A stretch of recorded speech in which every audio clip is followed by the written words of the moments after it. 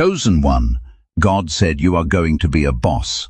But before you hear that as a promise of a corner office, a large bank account, or people waiting for your instructions, hear the deeper message. You are being called to become responsible for something, responsible for your time, responsible for your gifts, responsible for the atmosphere you create, responsible for the decisions that affect people who trust you. A title can be printed in one afternoon. Leadership takes seasons to form. That is why your path has felt different. You kept being placed in situations where nobody came to organize the confusion for you. You had to notice what was missing, learn what nobody explained, and make the next wise move before anyone applauded. You thought you were being overlooked. Some of the time you were being trained in the invisible work that visible leaders must eventually understand. Stay until the end, because this message is not about fantasy. It is about the inner construction required to carry influence without letting influence corrupt you. And if this message meets you at a real turning point, comment 777. Let 777 be a marker of commitment, not a magical transaction. A number cannot appoint you, finance you, or guarantee an outcome. Your daily choices give the symbol its meaning. The boss you are becoming is not someone who controls every person in the room. The boss you are becoming can control their own reactions, tell the truth about the numbers, keep a promise when it becomes inconvenient, and create conditions where other people can do honest work with dignity. You are not being prepared merely to sit above people. You are being prepared to carry weight among them. Long before anyone calls you a leader, leadership appears in small evidence. You see a problem and do not immediately search for someone to blame. You ask what can be clarified. You notice who has not been heard. You prepare before the meeting. You finish what you said you would finish. These actions can feel ordinary, but organizations are built or broken through ordinary behavior repeated over time. Many people want authority because authority looks visible. Fewer people want accountability because accountability follows you home. The real boss cannot disappear whenever the outcome becomes uncomfortable. They must examine the decision, repair what can be repaired, communicate honestly, and learn before the same problem becomes more expensive. Perhaps that is why you have been learning to take ownership even when you did not cause every part of the situation. Ownership does not mean accepting blame that belongs to someone else. It means identifying the part that is truly yours and handling it with courage. You cannot lead everything today, but you can lead the next hour. You can lead the quality of your work. You can lead the conversation away from gossip and toward clarity. The title may come later. The evidence must begin now. Do not despise the small assignment. The small assignment reveals what excitement can hide.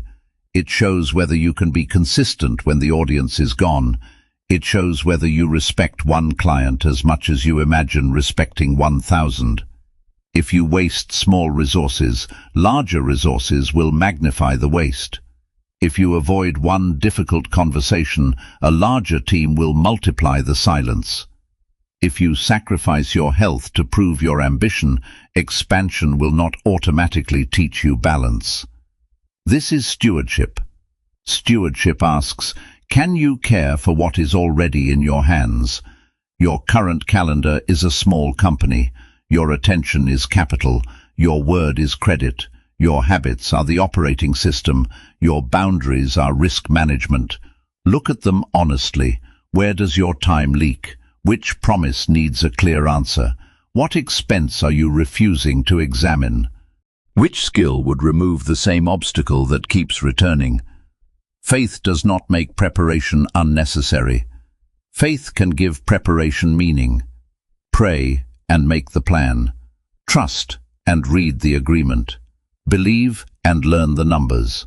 Ask for wisdom and invite informed people to challenge your assumptions. The small assignment is not beneath you.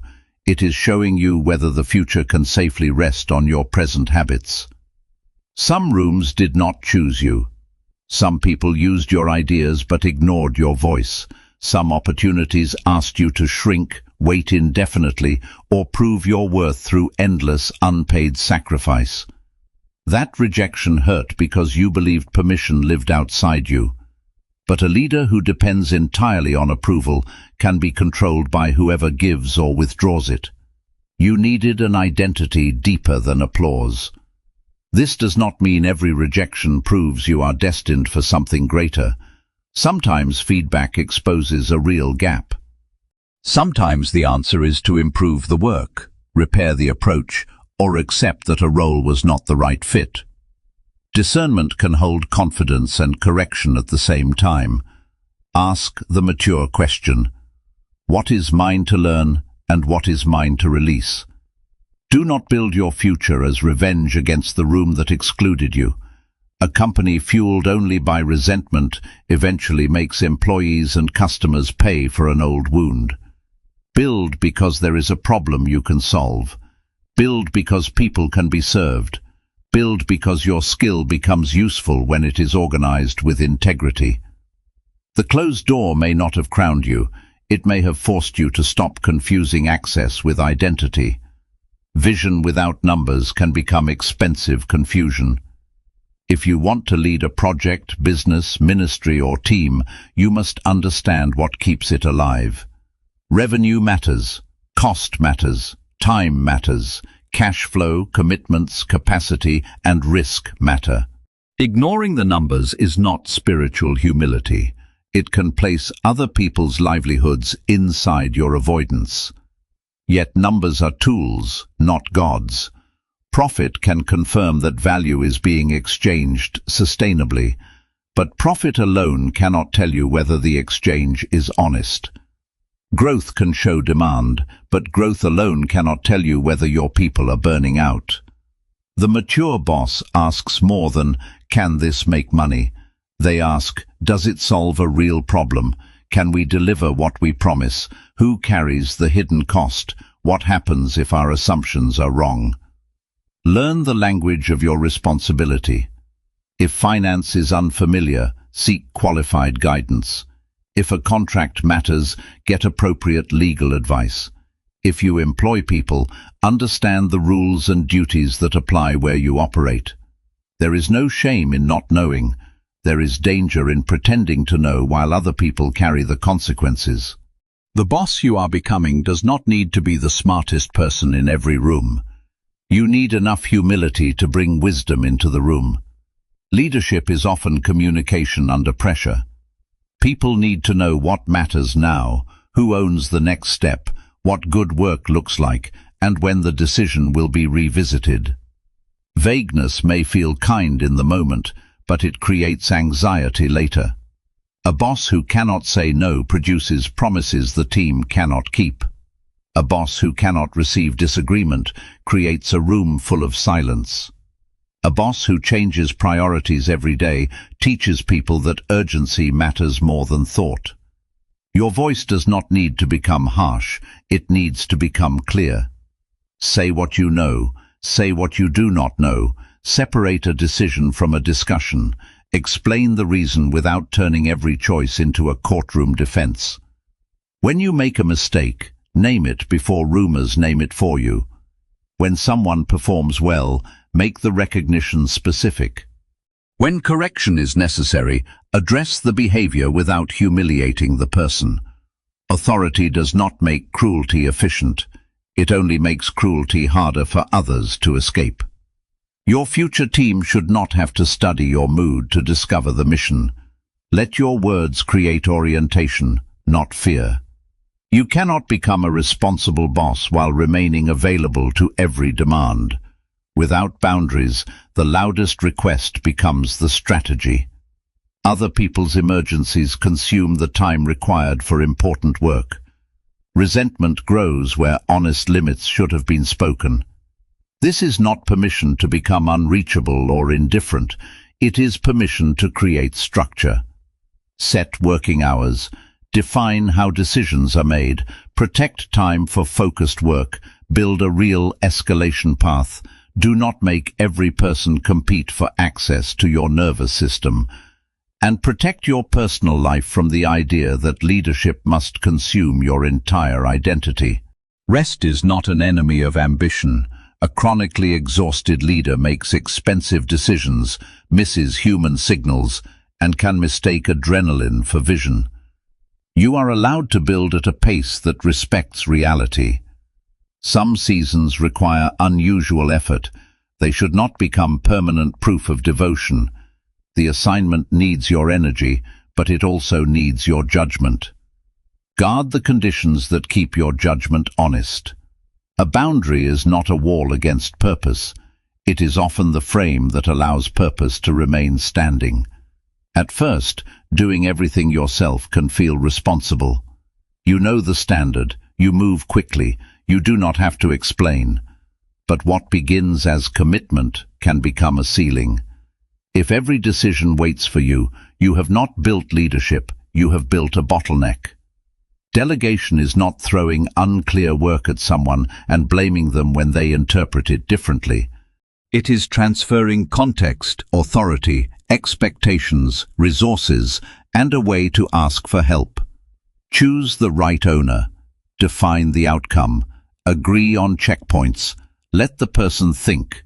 Do not hire capable people and then punish them for not copying your exact path.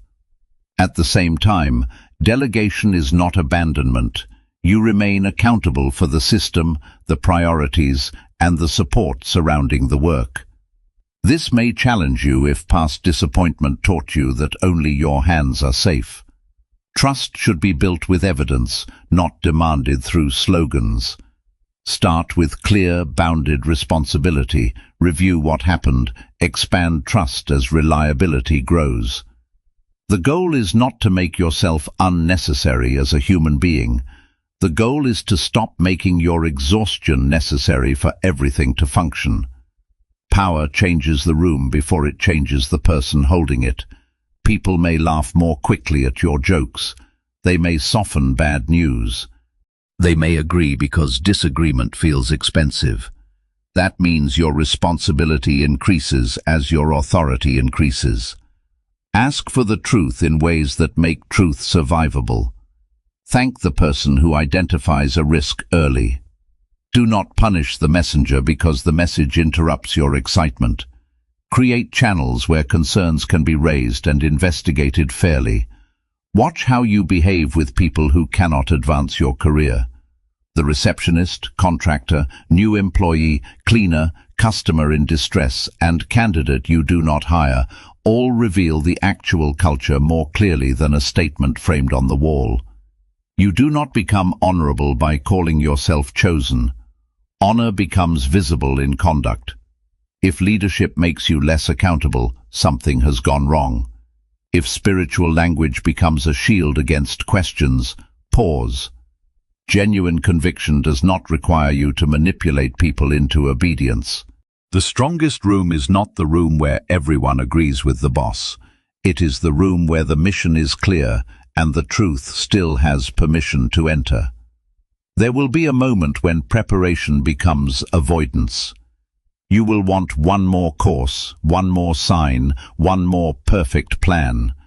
But leadership cannot be learned only in imagination. Begin with a responsible experiment. Offer the service to a small number of people. Test the process. Collect honest feedback. Measure the result. Learn what the work actually costs in time and energy. Do not risk money you cannot afford to lose because a motivational message made urgency feel holy. Do not sign what you do not understand. Do not promise outcomes you cannot control. Boldness and prudence can share the same plan. Your first version may be simple. Your first office may be a corner of a room. Your first team meeting may be one conversation with a trusted collaborator. Small does not mean false. Small can mean testable. Take the next step that creates evidence. Evidence will teach you more than endless speculation. You do not need to perform the final chapter today. you need to complete the next faithful, informed action. The day you believe leadership has placed you beyond learning is the day decline begins quietly. Markets change, people change, tools change, your own blind spots change shape as your influence grows. Remain teachable. Study the craft beneath the title.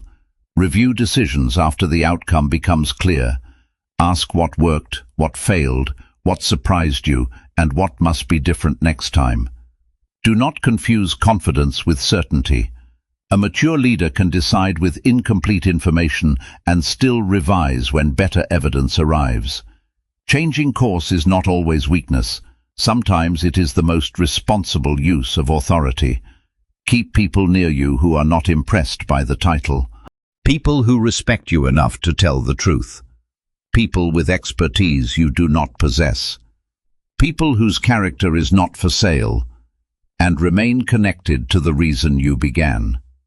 Titles can make distance feel important. Purpose brings you back to the people, problems and service that made leadership necessary. You are not graduating from humility. You are being trusted with larger reasons to practice it. Chosen one, God said you are going to be a boss. Receive that as an invitation to preparation, not a guarantee that exempts you from it. The boss is being formed when you keep the small promise. When you study the number you once avoided. When you replace a vague hope with a clear plan. When you apologize without hiding behind your position. When you give credit, protect dignity, invite truth, and make a difficult decision without becoming cruel. The future may call you an owner, a founder, a manager, a director, a creator, a parent, a mentor, or a trusted voice in your community. The exact title matters less than the character carrying it. If you stayed until the end, let the complete message settle. You do not need to chase the appearance of power. Build the capacity to serve, decide, communicate, and remain accountable. If you commented 777, give the symbol one concrete action now. Write the problem you are equipped to solve, name the person you need to serve, choose one skill to strengthen, review one number, set one boundary, complete one task you have been postponing. Your next action does not purchase a divine promise, it creates real evidence that you are willing to become the person your hope requires. Do not wait for a title to practice leadership. Do not wait for a team to practice clarity. Do not wait for wealth to practice stewardship. Do not wait for influence to practice integrity. Lead yourself today. Build something honest. Serve people well. Learn what you do not know. And when responsibility finds you, let it meet a person already prepared to carry the keys. You are not being invited merely to look like a boss. You are being invited to become a leader.